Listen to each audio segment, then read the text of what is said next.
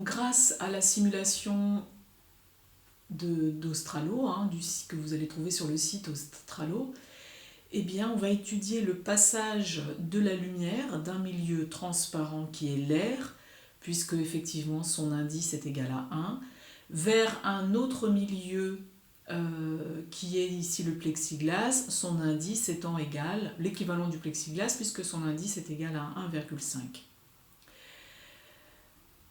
Ce qui revient à dire, puisque l'indice du milieu 1 vers le milieu 2 eh bien, diminue, cela veut dire que l'indice augmente, donc la vitesse diminue. Donc si la lumière passe dans le milieu 2, la vitesse de celle-ci a diminué puisque l'indice a augmenté. Alors on va commencer par faire quelques rappels sur les rayons, c'est-à-dire les définitions de certains rayons. Alors dans cette simulation, le seul bémol, c'est que vous n'aurez pas indiqué sur les rayons le sens de propagation de la lumière. La lumière sort de ce laser, donc celle de la lumière rouge ici, va sortir de ce laser. Il manque ici donc une flèche qui indique que le rayon part d'ici et arrive sur la surface de séparation des deux milieux, que l'on appelle en fait le dioptre.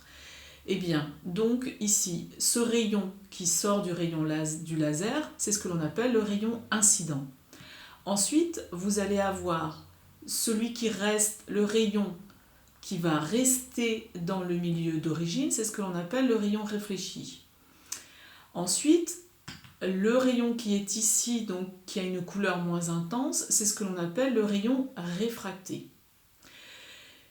On observe ici, avec une espèce de petite clé, un cadenas fermé, ici, cette droite-là, c'est ce que l'on appelle la normale. Pourquoi la normale? Normale en mathématiques signifie perpendiculaire.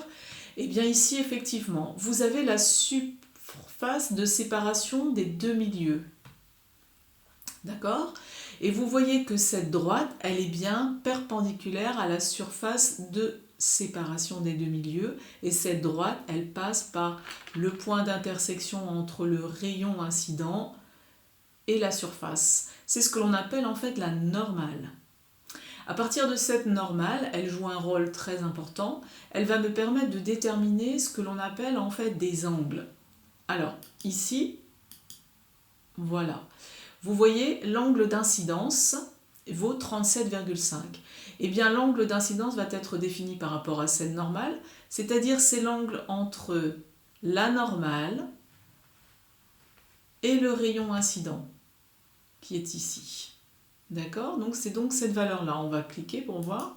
C'est bien celui-là. Voilà l'angle d'incidence.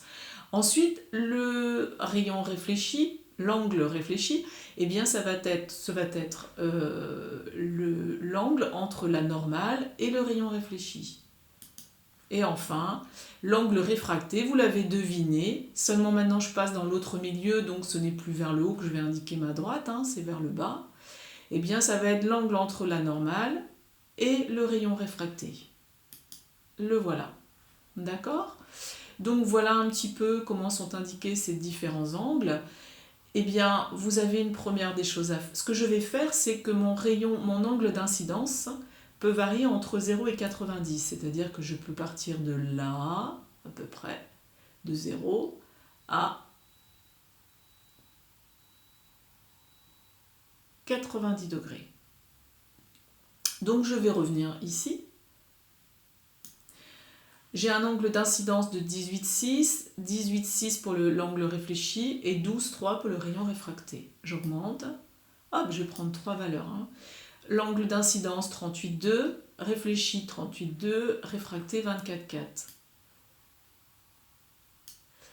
L'angle d'incidence 70, réfléchi 70,9, 70,9 et l'angle réfracté 39,1. Je vous ferai remarquer deux choses. Il est très facile de différencier, enfin plusieurs choses d'ailleurs, le réfléchi et le réfracté.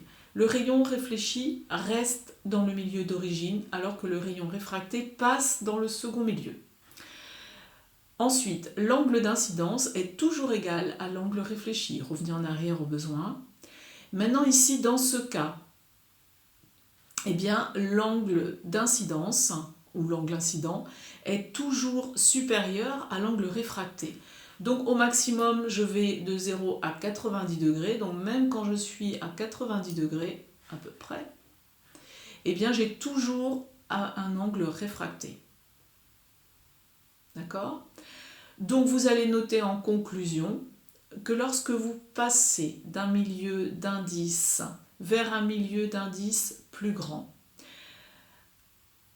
la lumière voit sa vitesse diminuer et vous constatez qu'il y a toujours un rayon réfracté.